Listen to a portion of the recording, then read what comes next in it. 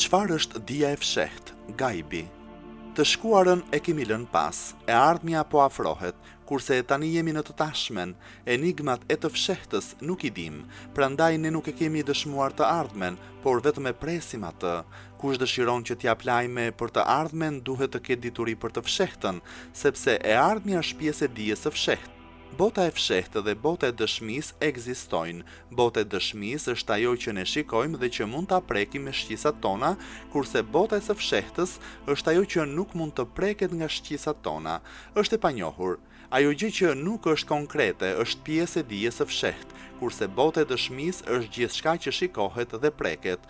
Bota e padukshme është ajo që qëndron pas shqisave, është gjithçka që lidhet me krijuesin e lartësuar, që lidhet me shpalljen që ka dërguar Allahu i madhëruar, në lidhje me ëngjëjt, me vdekjen dhe me atë çfarë ndodh pas vdekjes, me varrin, me berzahun, me tmerret e kiametit dhe situatat e tij, me shpërblimin, me ndëshkimin, me xhennetin, me xhehenemin. E gjithë kjo është pjesë e dijes së fshehtë.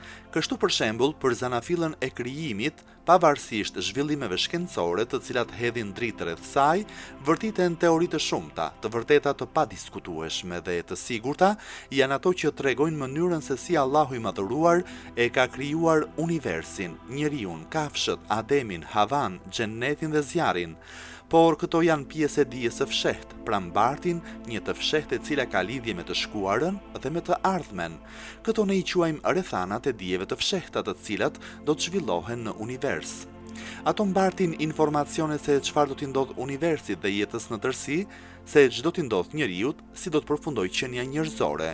Të gjitha këto pyetje kanë lidhje me të ardhmen dhe njoftimi për të ardhmen lidhet me dijen e fshehtë.